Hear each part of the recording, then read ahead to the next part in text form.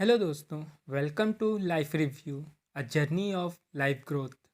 दोस्तों, हम लोगों ने लास्ट वीडियो में गौर गोपाल दास जी द्वारा बताए गए जीवन के पहले पहियों को समझा था और आज हम लोग इस वीडियो में गौर गोपाल दास जी द्वारा बताए गए जीवन के दूसरे पहिए, जिसका शीर्षक है संबंध, को समझेंगे। तो बिना किसी देरी के शुरू करते हैं।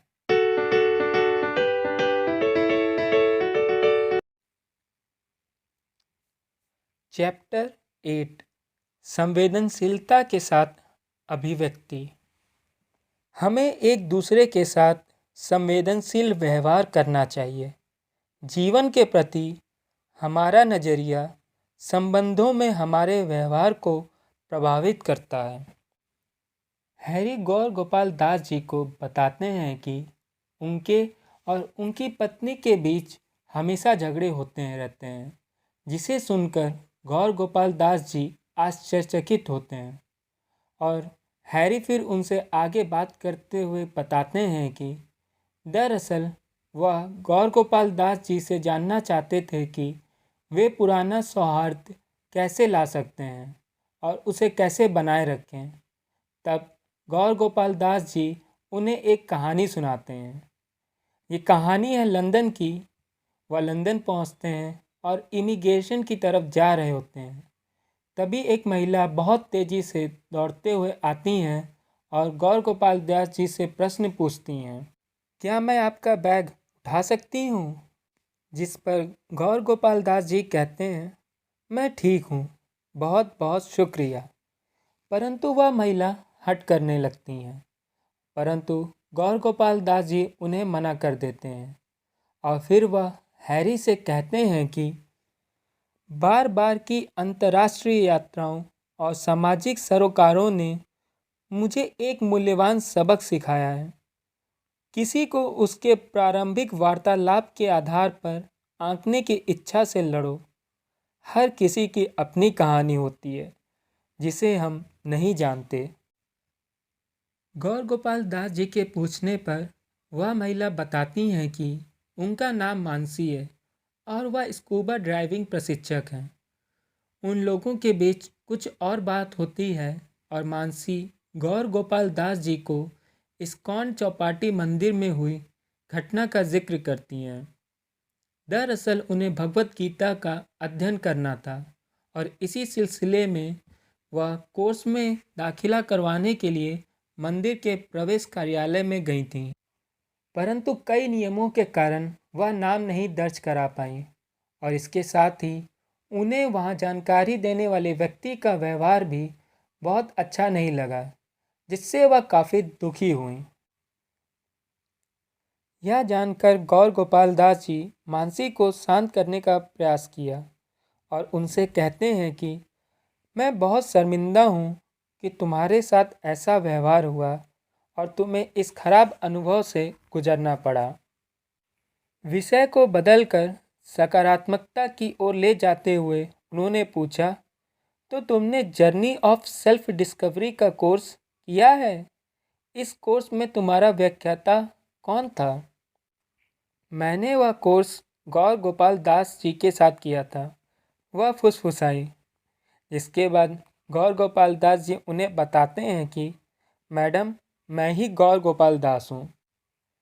फिर गौर गोपाल दास जी हैरी को समझाते हैं कि यदि हम दूसरों के साथ संवेदनशीलता से व्यवहार ना करें तो उनके साथ हमारे संबंध बिगड़ सकते हैं। सफलता के लिए अपने संबंधों में सतर्क रहना आवश्यक है। हम दूसरों के साथ कैसा व्यवहार करते हैं, यही हमारे जीवन की गुणवत्ता का निर्धारण करता है। फिर वह हैरी को एक और घटना के बारे में बताते हैं जो कि 20 साल पहले घटी थी। एक दिन उन्हें प्रवचन देने जाना था, परंतु उन्हें कपड़े भी धोने थे, इसलिए वह जल्दी में थे और फिर उन्होंने पानी लेने के लिए बाल्टी को तेजी से ठोकर मारकर एक नल के नीचे लगा दिया, जिसे उनसे उम्र में बड़े एक सन्यासी जी ने देखा और फिर गौर गोपाल दास जी से पूछने लगे, क्या कर रहे हो? जी, कपड़े धो रहा हूँ। गौर गोपाल दास जी ने उत्तर दिया। परंतु वह सन्यासी जी बार बार यही प्रश्न करते थे कि क्या कर रहे हो, और गौर गोपाल दास जी बार बार यही उत्तर देते कि कपड़े धो रहा हूँ। सन्यासी जी के बार बार पूछने पर गौर गोपाल दास जी कहते हैं कि परेशानी क्या है, मैं कपड़े ही तो धो रहा हूँ। तब सन्यासी जी उनसे पूछते हैं, तुमने बाल्टी को ठोकर क्यों मारी? और गौर गोपाल दास जी कहते हैं, यह बाल्टी ही तो है, मुझे इसे जल्दी से नल के नीचे लगाना था, यह कोई बड़ी बात नहीं है। तब वह सन्यासी जी कहते हैं कि यह बड़ी बात ही है गौर गोपाल दास, मैं तुम्हें बताना चाहूँगा जो मैंने संबंधों के विषय में सीखा है। जब हम प्राणहीन वस्तुओं जैसे बाल्टियों या अपनी अन्य संपत्तियों से अनादर या असंवेदनशीलता के साथ व्यवहार करते हैं तो हम लोगों के साथ भी अंततः वैसा ही व्यवहार करने लगते हैं। मेरे जीवन में एक ऐसा समय आया था जब मैं अपने बहुत सारे मित्रों को खोने लगा, और तब मैंने यह उपदेश अपने एक मार्गदर्शक से पाया। उग्रता हमारी सामान्य प्रवृत्ति का हिस्सा बन जाती है तो हमारी प्रकृति वस्तुओं और लोगों में फर्क नहीं करती। परिणामतः जब हम अपनी वस्तुओं के साथ बुरा व्यवहार करते हैं तो हम यह भी देख सकते हैं कि आसपास के लोगों के साथ हमारे संबंधों में धीरे धीरे असंवेदनशीलता प्रवेश कर रही है। फिर गौर गोपाल दास जी हैरी को समझाते हैं कि हमारे जीवन के अंग ही नहीं, यह पूरा ब्रह्मांड संयोजित है। जब हम वस्तुओं का अनादर करते हैं तो हम वैसा ही उन लोगों के साथ भी करना आरंभ कर देते हैं जिनसे हम प्यार करते हैं। हमारे जीवन के सभी पक्ष एकीकृत हैं।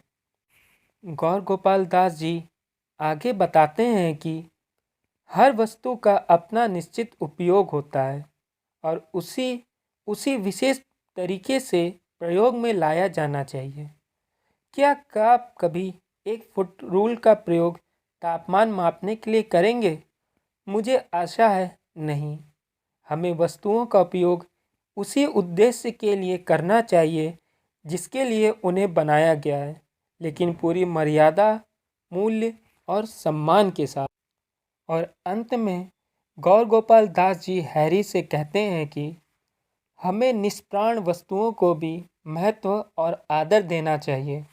अगर हम ऐसा नहीं करते तो असंवेदनशीलता की मानसिकता हमारी सामान्य प्रवृत्ति का अंग बन जाती है। दोस्तों, इसी के साथ चैप्टर 8 की समरी यहीं ख़त्म होती है और अब हम लोग चलते हैं चैप्टर 9 की ओर।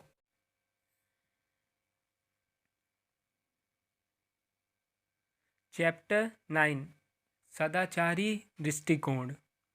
दूसरों को समझने के अनेक रास्ते हैं। हमें उस रास्ते को चुनना चाहिए जो सकारात्मकता में वृद्धि करे और नकारात्मकता से बचाए।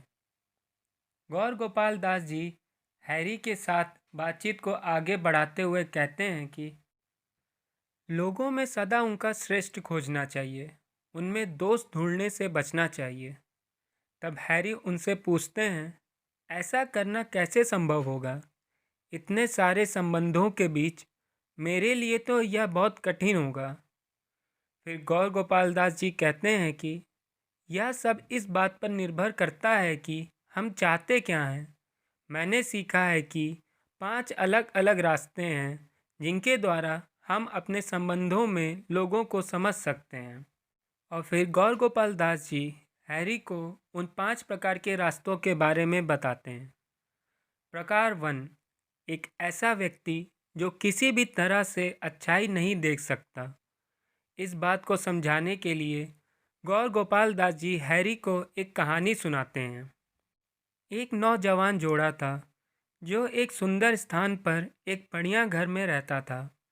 किसी कारणवश पत्नी बराबर वाले घर में रहने वाली पड़ोसन को पसंद नहीं करती थी। एक दिन सुबह जब वे नाश्ता कर रहे थे, उसने खिड़की से देखा कि उसकी पड़ोसन कपड़े सुखाने की रस्सी पर कपड़े सुखा रही है। वहाँ देखो, उसने अपने पति से कहा। तुमने देखा धुलाई के बाद भी उनके कपड़े कितने गंदे हैं। उसे सीखना चाहिए कि कपड़े कैसे धुले जाते हैं। उसके पति ने यह सब शांति से सुन लिया। इसके बाद हर बार जब भी उसकी पड़ोसन कपड़े धोकर सुखाने के लिए लटकाती, वह स्त्री कोई न कोई टिप्पणी जरूर करती थी। कुछ सप्ताह बाद पत्नी ने देखा कि उसकी पड़ोसन फिर से रस्सी पर कपड़े सूखने के लिए फैला रही है, लेकिन इस बार मामला कुछ अलग था। तुमने देखा, गजब हो गया, चकित पत्नी ने अपने पति से कहा। अंततः उसके कपड़े साफ हो गए। पक्का उसने नहीं धोए होंगे, किसी और ने आकर उन्हें धोया होगा।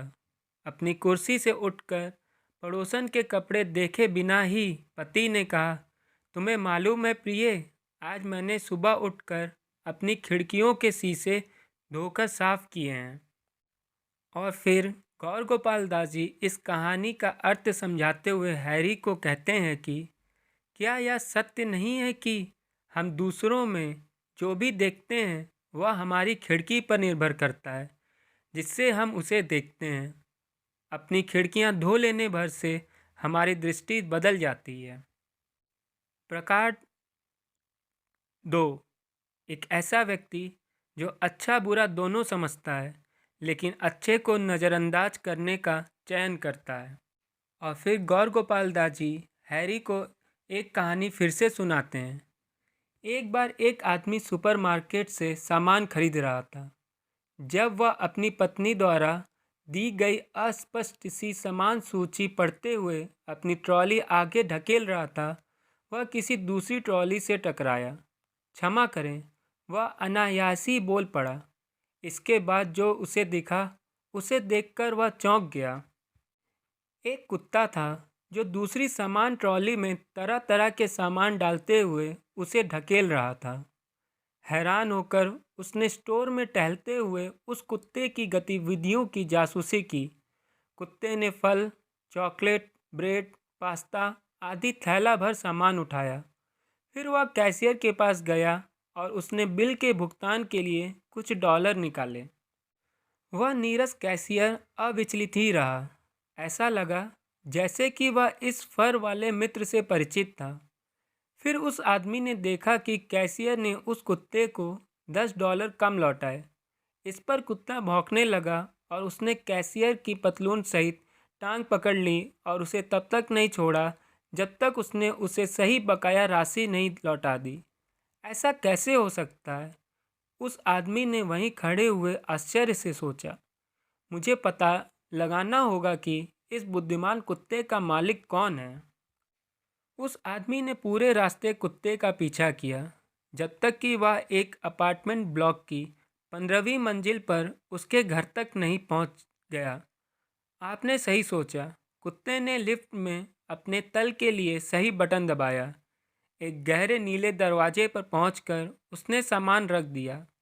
इसके बाद वह दरवाजे को खरोंचने लगा और मालिक का ध्यान आकर्षित करने के लिए आवाज़ें निकालने लगा। कुछ समय के बाद मालिक ने दरवाज़ा खोला और कुत्ते पर चिल्लाने लगा, तुम एक बेकार, कृतघ्न और फालतू जानवर हो। उम्मीद करता हूँ कि तुम सब कुछ ले आए होगे। फिर वे दोनों घर के अंदर चले गए। अब तो वह आदमी और अधिक हक्का बक्का रह गया। क्या कुत्ते के मालिक ने वास्तव में वही सब कहा था? जिज्ञासा में उसने दरवाजे पर 3 बार ठक ठक की। वह यह जानने को उत्सुक था कि वह मालिक अपने अद्भुत कुत्ते पर क्यों चिल्लाया था। तभी दरवाज़ा खुला। कहिए, मालिक ने गुस्से से पूछा। जी श्रीमान जी, मेरा एक प्रश्न है। मैंने देखा कि आपके कुत्ते ने सुपरमार्केट से आपके लिए सारी खरीदारी की, मूल्य चुकाकर कैशियर से सही राशि ली, इस बिल्डिंग तक चलकर आया, लिफ्ट में सही नंबर का बटन दबाया। वह अविश्वसनीय था। फिर आप उस पर क्यों चिल्लाए, मैं जानना चाहता हूँ।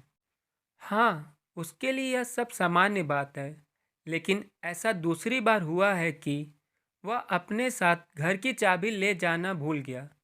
मुझे दरवाज़ा खोलने के लिए उठना पड़ा अपार्टमेंट के बाहर खड़ा आदमी अविश्वास से मुंह बाए खड़ा था कि उसने यह क्या सुना। गौर गोपाल दास जी हैरी को इस कहानी का अर्थ समझाते हुए कहते हैं कि क्या बहुत बार यह कहानी हमारे जीवन में नहीं दोहराई जाती।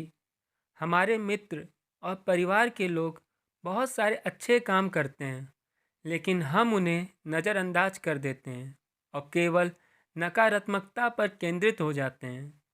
हमारे इर्द गिर्द हमारे प्रिय लोगों के बीच प्रशंसनीय घटनाएं घट रही हैं, लेकिन इस प्रकार के लोग यही सोचते हैं कि दूसरा चाबी कैसे भूला। प्रकार 3, ऐसा आदमी जो अच्छा और बुरा दोनों देखता है, लेकिन दोनों के प्रति तटस्थ रहता है। वे प्रत्येक मनुष्य और वस्तु से असंबंधित होकर अपनी ही दुनिया में जीते हैं, शायद इसलिए क्योंकि वे सिर्फ अपने बारे में सोचते हैं या उन्हें दूसरों से कोई मतलब नहीं होता। प्रकार 4, एक ऐसा आदमी जो अच्छा और बुरा दोनों देखता है, लेकिन जानबूझकर बुरे को अनदेखा करता है। लोगों के लिए इस सिद्धांत के साथ रहना कठिन होता है, क्योंकि उन्हें मनुष्य की बुरी देखने की स्वाभाविक प्रवृत्ति से दूर रहने के लिए सतर्क प्रयास करने पड़ते हैं। लगातार अच्छा देखने के लिए बहुत कुछ करना पड़ सकता है। अच्छे पर केंद्रित होना और बुरे से निपटना एक ऐसा सिद्धांत है जो संबंधों को बचा सकता है और सही निर्णय लेने में हमारी सहायता कर सकता है। प्रकार 5, एक ऐसा व्यक्ति जो बुरे को किसी भी स्थिति में देख ही नहीं सकता। वह थोड़ा सा अच्छा देखता है और उसे कई गुना बढ़ा चढ़ा लेता है। किसी के चरित्र में केवल अच्छा देखना या थोड़े से अच्छे को उस सीमा तक बढ़ा लेना कि बुराइयां उसकी छाया में छिप जाएं, ऐसी महानता है जिसका अनुगमन करना हम में से अधिकांश लोगों के लिए अव्यावहारिक है। हमारे संबंधों के विकास की आदर्श अवस्था चौथे चरण तक पहुंचना है। फिर हैरी गौर गोपाल दास जी से पूछते हैं कि क्या आप एक बात बता सकते हैं, आप बुरे को पूरी तरह से कैसे अनदेखा कर सकते हैं। तब गौर गोपाल दास जी हैरी को समझाते हुए कहते हैं कि बुरे को नज़रअंदाज करने का यह अर्थ नहीं है कि आप व्यवहारिक रूप से उससे निपटे नहीं। इसका सही अर्थ यह है कि हम अपने मस्तिष्क को बुरे पर केंद्रित करने तथा उसके आसपास घूमने की अनुमति नहीं देंगे। दोस्तों, ये थी चैप्टर 9 की समरी। चलिए चलते हैं चैप्टर 10 की ओर। चैप्टर 10, सतर्कतापूर्वक सुधार। सुधारात्मक प्रतिक्रिया हमारे संबंधों को बना या बिगाड़ सकती है। हैरी गौर गोपाल दास जी से प्रश्न करते हैं कि अगर मैं हमेशा यही सोचता रहूं कि अपनी पत्नी को नाराज होने से बचाने के लिए मुझे क्या कहना होगा, तो इससे मेरी परेशानी बढ़ जाएगी और जीवन बहुत ही नपा तुला सा लगने लगेगा।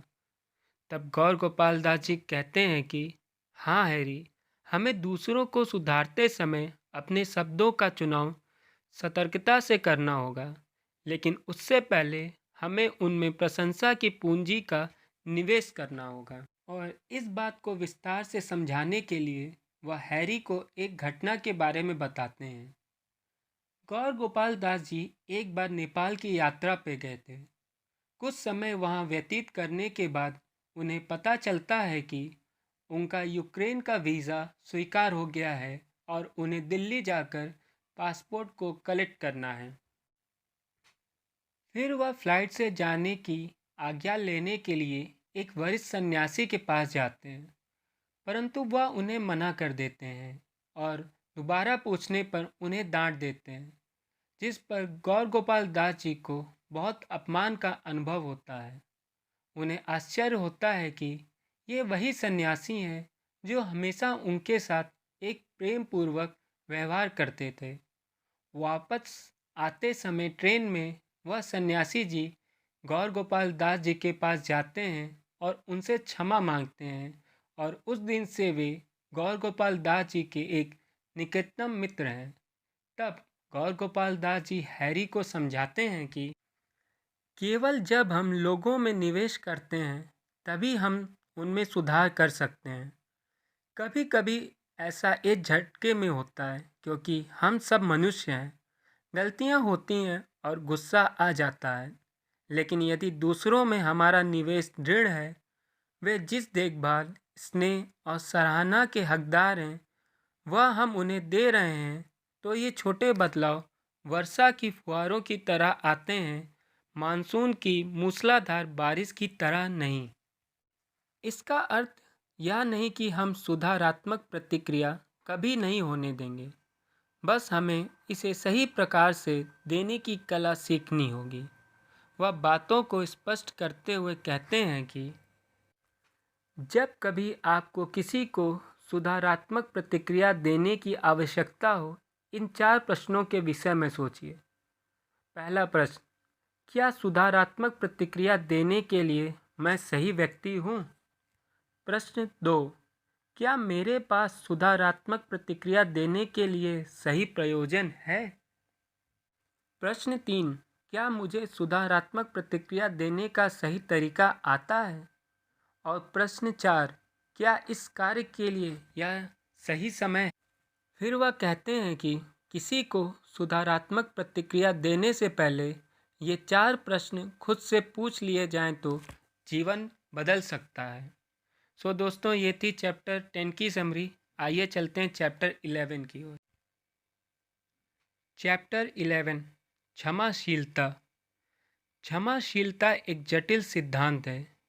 इसे आत्मसात करने के लिए हमें इसे गहराई से समझना चाहिए।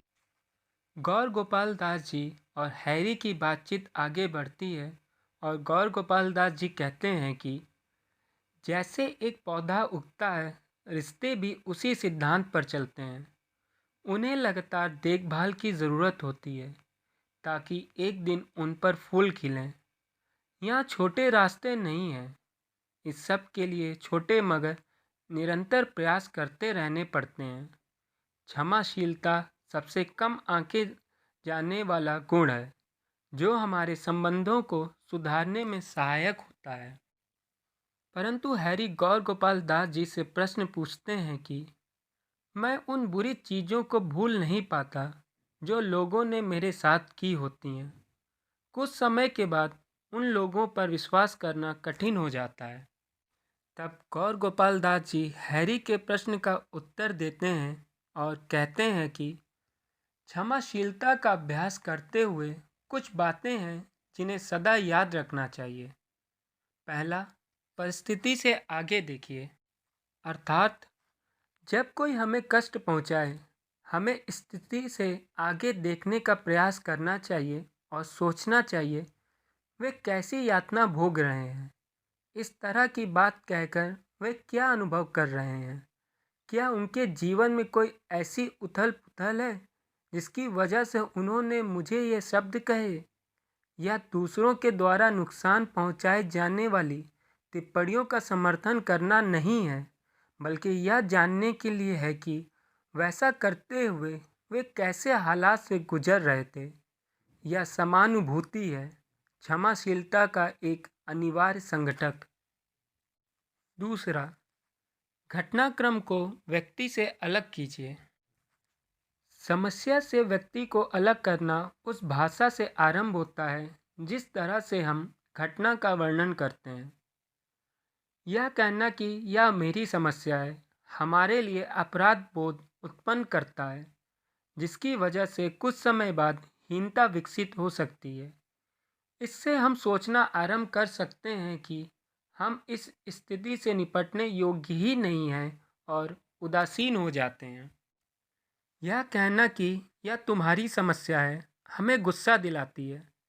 कितनी बार हमने किसी की ओर तर्जनी उठाकर इन शब्दों का प्रयोग किया होगा, यह तुम्हारी समस्या है मेरी नहीं।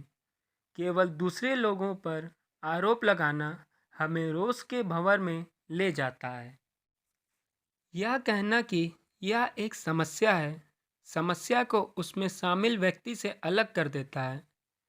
यह अलग करना हमें उस व्यक्ति को क्षमा करने में ही समर्थ नहीं बनाता, बल्कि हमें उस समस्या के साथ प्रभावकारी ढंग से निपटने में भी सहायता करता है। तीसरा, उच्च उद्देश्य, अर्थात क्षमाशीलता का अर्थ है महान उद्देश्य को ध्यान में रखना। जितना चाहो समय लो, समय घाव भरता है और सही जुड़ाव और मार्गदर्शन के साथ समय स्पष्टता लाता है। संबंधों की परख कठिन समय में ही होती है। जब सब कुछ ठीक चल रहा हो, किसी को स्वीकार करना आसान होता है, लेकिन जब आपके आसपास सब कुछ बिखर रहा हो और फिर भी आप जुड़े रहें, यही संबंधों की परख है।